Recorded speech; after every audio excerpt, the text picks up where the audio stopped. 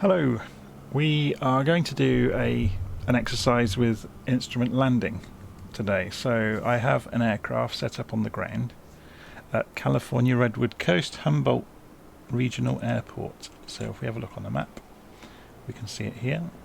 And if we look at the airport information, yeah, California Redwood Coast Humboldt County Airport. Kilo Alpha Charlie Victor. So we are sitting on the apron down here. If we zoom right in, so we're going to need to turn around and come onto the runway here. And I'm going to modify the weather to make it almost zero visibility on purpose. You can see there's some other people doing circuits around, so hopefully I won't get in their way doing this. I'm going to use this as an opportunity not just to look at ILS, but also to look at radio navigation. So we are going to tune Nav1 to the ILS frequency, which is 109.5. We're going to tune Nav2 to this beacon, which is just down the coast here, which is 114. So if we go and jump inside the aircraft, say ready to fly, we can see we're sat here. It's a nice sunny day at the moment, so the first thing we'll do is go and change the weather. So we will go into weather, and instead of having just scattered clouds, we're going to select this bottom layer of weather, and we're going to say 100% coverage. We'll say maybe 5,000 feet for the top of it, so it doesn't get too dark. And the bottom of the cloud will be 0. So down to the ground, basically. So as soon as we come off the ground, we'll start to lose sight of everything, basically. It's kind of proper pea soup weather. Do you use the word pea soup in the US? I'm not sure. Okay, so let's get this aeroplane started. We'll turn on the master power switches. We need to look down at the floor and turn the fuel on. Prime the engine a couple of times. Turn the we need to put the mixture in, of course, and turn the engine again, and it's running. So it's not perfectly realistic, this simulator. The basic aircraft that are built in are quite good. They're not perfect though. So navigation lights on, strobes on, beacon lights on. We don't need the landing. I guess we do, because it's thick fog. They probably need to be able to see us as much as anything, so we'll turn everything on. There is an argument, if you're in thick cloud, you should turn the landing lights and things off, because they're going to reflect off the cloud and bounce back at you, basically. So all you will do is light up the moisture in the air around you. Okay, so we'll go for flaps 1, or what do they call it, 33%, a third flaps. And let's tune the nav radios in then. So we'll tune Nav1 in immediately to the ILS frequency for the airport, so it's 109.5. So 109.5. So this is on the standby, and we switch it over to be the active, and you can see the nav radio is kicked in, and it's changed because it's the ILS basically. This will make more sense when we're in the air, what it's showing us. If we then scroll down and look at this radio beacon a little way down the coast, 114.0, so 114.0. So I've used the outer knob for the integer, the inner knob for the decimals, and then flick it over, and you should see Nav2 come to life. Famous last words. It hasn't. It may do when we are in the air. Probably just can't see it at the moment, obviously, because we're right next to the ILS one. It can see it. I think that's about it. You don't really have to do much. There is something worth pointing out though on the Nav1. There's this OBS VOR radial. Really, that applies to if you're chasing it'll make more sense when we're in the air. But what you really should do is, say we've got this runway is at 316 degrees, you would tune this to be the same. So it won't make much difference for ILS, but it will make a difference for navigating by the radio beacons. So anyway, which way did we need to turn? We need to turn left. So unfortunately these guys are in our way. So should we be nice? Let's turn the engine back off.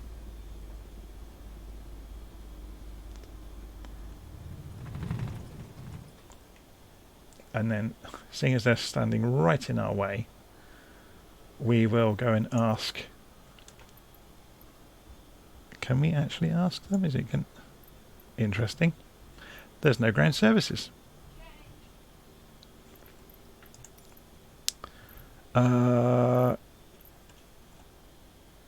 Announce taxi. Kilo Alpha Charlie Victor traffic Cessna Alpha Sierra X-Ray Golf Sierra is taxiing to runway ONE. No, I'm not. I'm taxiing to runway 32 actually.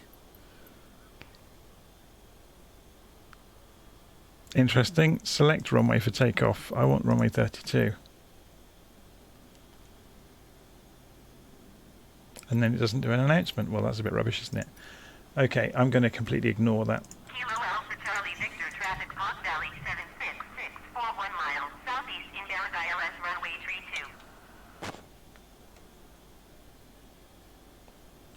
32. Okay, why is it not now turning the engine over? It is now. Okay, that's the air traffic control talking to other traffic. So I'm going to take no notice of the air traffic. Let's go and have a look outside. Are they going to give us any room to turn?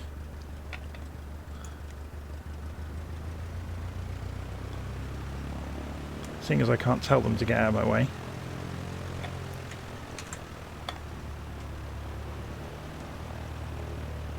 Mind your head, mate.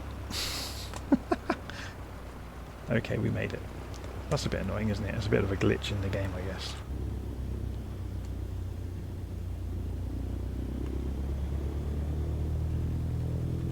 Okay, let's sit up in the seat a little bit. So, we have to take note of the direction of the runway. Before we pull out onto the runway, I'll just hold short and we'll go through the instruments to show you what we're going to be using while we're flying around. Okay, so we'll hold short here.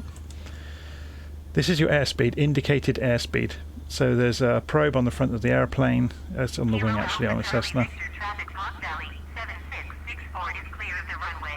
Okay, so there's indicated airspeed. There's a probe on the wing and it's there. And that will be measuring the airspeed. So the higher you go, the slower it is in relation to your ground speed, because the air is thinner the higher you get in the sky. But at the heights we're going to be flying at, it'll be fairly accurate to our ground speed. This is the artificial horizon, so it reflects the attitude you are to the ground at all times. You've got a clock here. Not all airplanes have a clock. It's quite a nice thing to have. You've got altitude. The short hand is thousands of feet. The long hand is hundreds of feet. So you can see we're about 220 feet above sea level where we are at the moment. You can tune it. So if you wanted to, you could tune this down to 0, and a lot of military pilots will do that. I'm going to leave it. 2992 is a standard rating for calibration of an altimeter. This is nav 1, which relates to the tuning of nav radio 1. We're going to use that for ILS. This is your turn coordination meter, so the markers there really mean you're turning at a given number of degrees per second to do what's a coordinated turn, basically. Compass, again, you can tune that. I'm not going to touch it because it's accurate. As normally when you come into the simulator, the compass is accurate. They drift in the real world, which is why you can tune them. Vertical speed, so this is how fast you're going up or down. So if it was showing 10, we're going up at 1,000 feet a minute, because it's times 10 times 100, sorry, feet per minute. Yeah, nav 2 we've talked about. I'm not going to get into the engine controls or anything like that. That's all fairly standard stuff. Okay, it's got ADF over here, automatic direction finder. You don't really find ADF stations anymore. It's very rare you ever see them. Therefore, it's kind of an obsolete piece of equipment that's sat over there. Okay, let's center the view up, raise ourselves in the seat a little bit. So we need to pull out onto the runway. So it said runway 32, didn't it? So we need to be mindful of the direction we're pointing as we fly down the runway, because we will have to hold a straight line as we take off and trim the aircraft out. We need to watch that. So let's pull onto the runway. Yeah, runway 32. But what's our actual direction? It's about 315. You quite often find that the number on the runway doesn't very accurately reflect the direction. But you can look on the compass of the direction we're going. The opposite direction we're being told is 140. So, when we make our left turn, we will turn to 240. When we make our right turn, we'll turn to 50, or 230, or 230 and 50 are the angles we need to watch. So we're going to take off and just follow that 315 degrees kind of direction. I'm going to trim the aeroplane as best I can. So flaps up.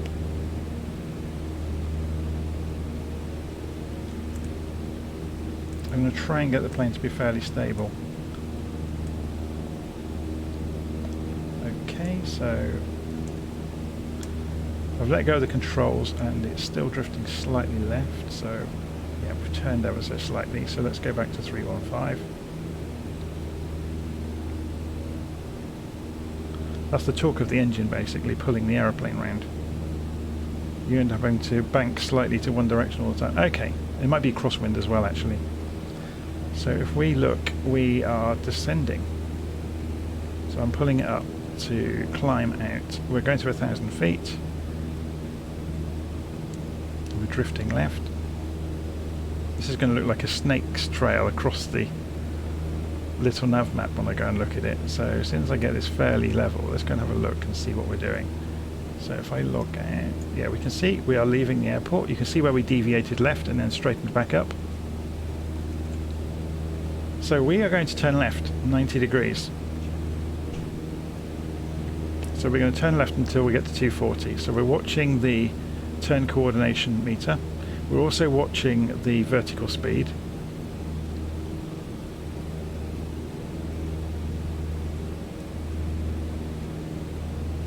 And you will notice the nav2 is moving around. I'll explain what it's doing in a moment. So I'm just going to come around to 240 degrees, level up so you can see the artificial horizon now. I'm going to push the nose down slightly to stop us gaining altitude.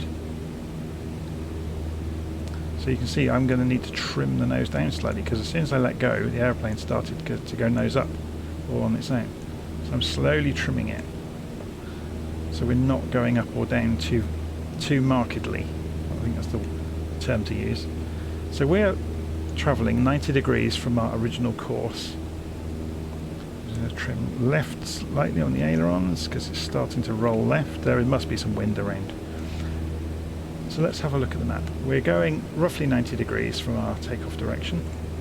Not quite. See, the aircraft is rolling while I'm not looking. This is all fun and games, isn't it?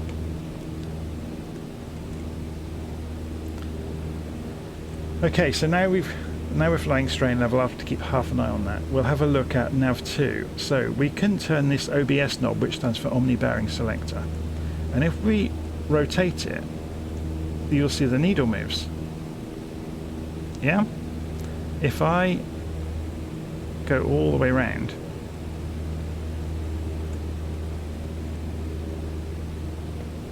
just go back to 240 degrees again on the compass. So if we select that in the middle, what that tells us is when that is aligned in the middle, is the radio beacon is about 170 degrees from our point in the sky.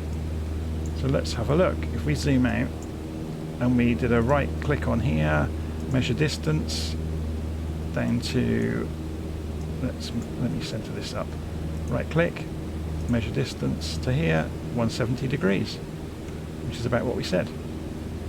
So again, I've got no autopilot or anything, so this was just flying and gently drifting away from its travel.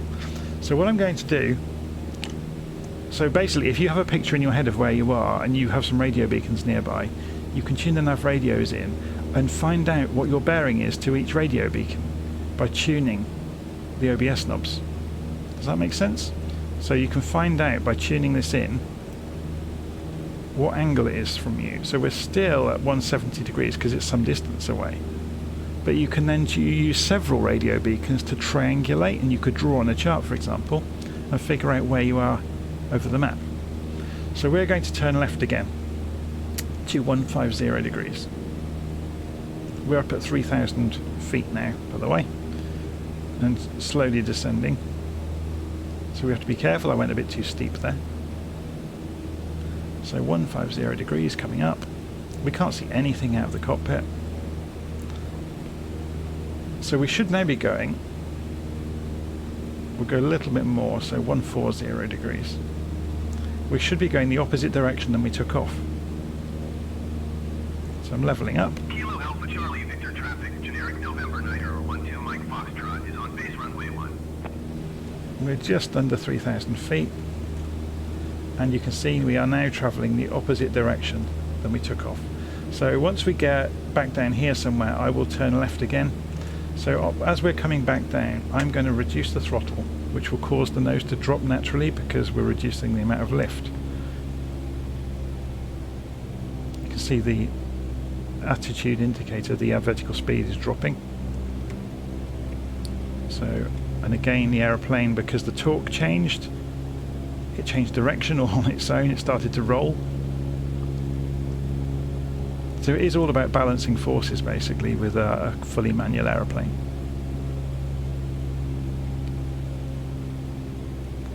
So back to 50% throttle.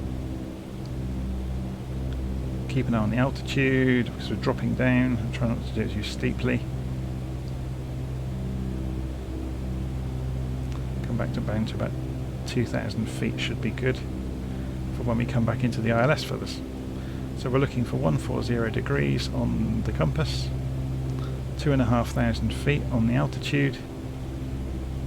Kilo Alpha Charlie, Victor traffic, generic November Niner, 12 Mike Foxtrot is on final runway. Okay, so let's pull the nose up slightly, which will stop us descending. So we're now trimming it.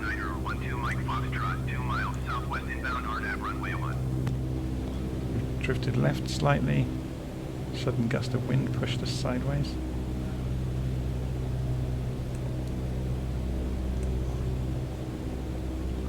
Okay, so we're gently descending, but we're coming back up to level, so there we go.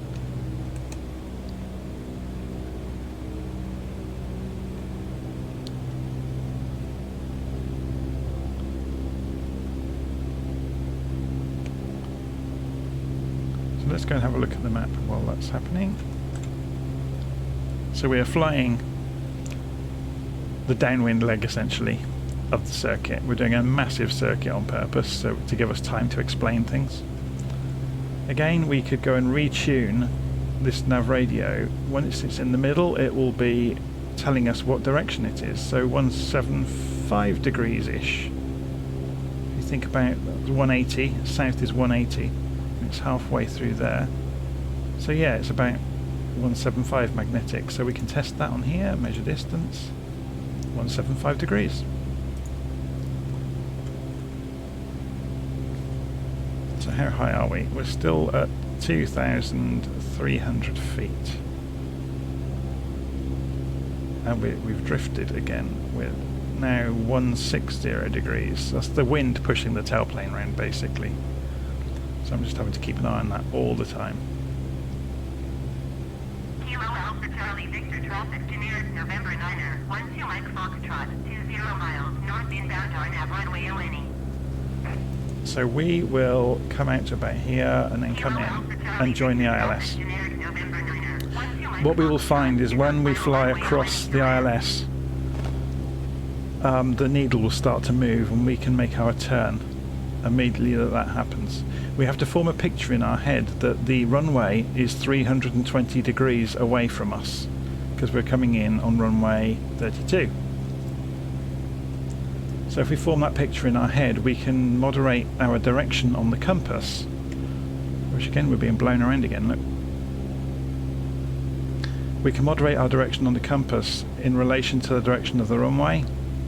So if we're off to one side, you can just turn like 10 degrees or 20 degrees right or left to re-intercept the ILS beam. It'll all make sense when we're doing it. So 2,000 feet-ish, 2,200 feet. We're going to make our turn in a moment. We'll turn to 40 degrees. Yeah, we're probably far enough out. So let's make our coordinated turn. As soon as we turn the aircraft on its side, the nose will drop, which you can see the vertical speed was increasing downwards. That's just offsetting of forces basically, because the lift is not pushing straight up anymore, it's pushing at an angle, therefore it's not even, so the nose will drop. So 60 degrees, 50 degrees on the compass, 40 degrees on the compass, and level out. And we're still descending gently, but that's fine. So let's see what we're doing. We're coming back towards the ILS beam. So, at the moment, it's saying we are to the left of the ILS beam. In relation to the ILS beam, we are to the left of it. It's also saying we are slightly above the vertical component. So, being at 2,000 feet at this point is too high, basically. So if we were to descend, I'll push the nose down. We've also started to turn. We can actually see the ground just in the cloud. So if we start descending, I'll pull the engine back slightly.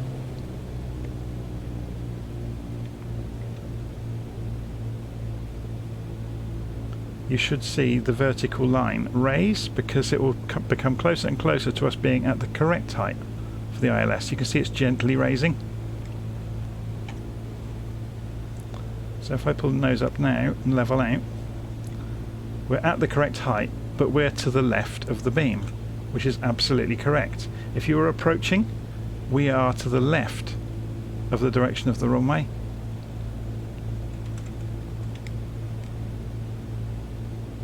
So I'm going to start turning left. Now we know the runway's at 320 degrees. I've gone below the beam now, so I'm going to increase the throttle. So I'm slowly climbing at 500 feet per minute back to the vertical component of the beam. I am now going to, so we're now travelling at about 25 degrees on the compass. So you can see we're going to intercept. We're going to turn a bit more. Because remember, we need to turn to a final of 320, which is over here, look. It's where that marker is at the moment. Just one notch to the left of 33. So I'm deliberately going to go at 340 degrees, so at some point we will intercept. Does that make sense? So we're travelling at 340 degrees.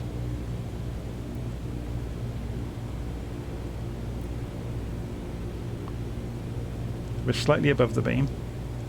I'm going to put some flaps down.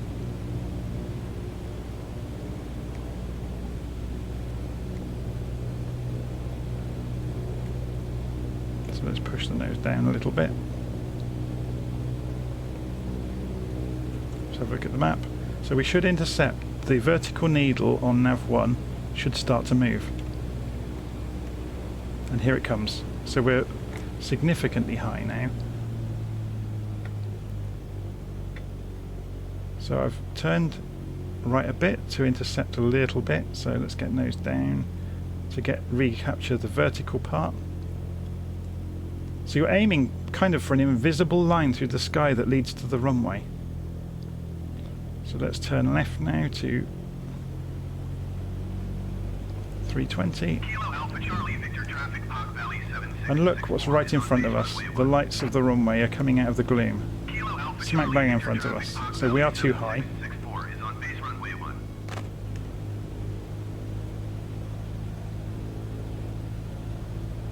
It's quite turbulent. There's a lot of turbulence. It's quite turbulent air, I meant to say. So we're coming down to meet the ILS beam. We're still above it. So yeah, the fact that the line is below halfway means we are above the beam. As we descend faster, we come back onto the beam. So then we can just chase it, basically.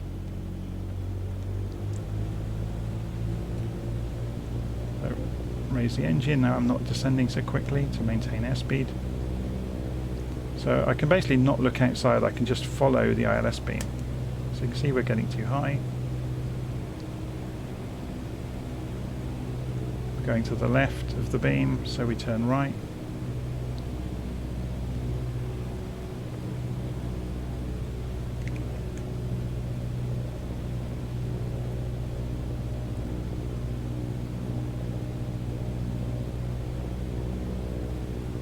Kilo Alpha Charlie Victor traffic Park Valley 7664 is on final runway 1 to land. Kilo Alpha Charlie Victor traffic Park Valley 7664 2 miles southwest inbound RNAV runway 1.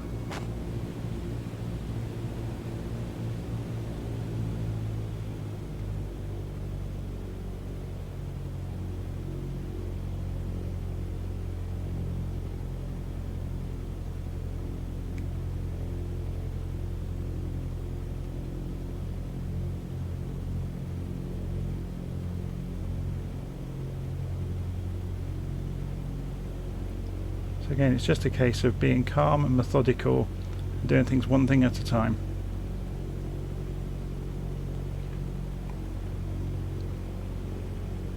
When you're in very bad weather, it can seem overwhelming to get everything done, to read several instruments at the same time,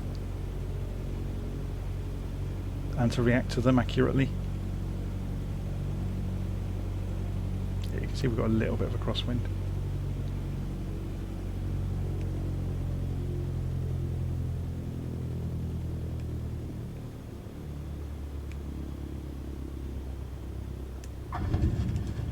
And we're down. And the wind has immediately tried to push the plane round, so yeah, there is some crosswind there.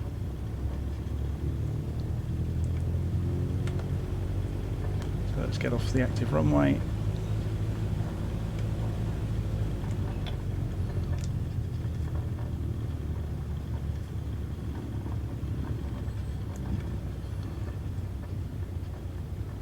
Oh, I'm going to go across the grass.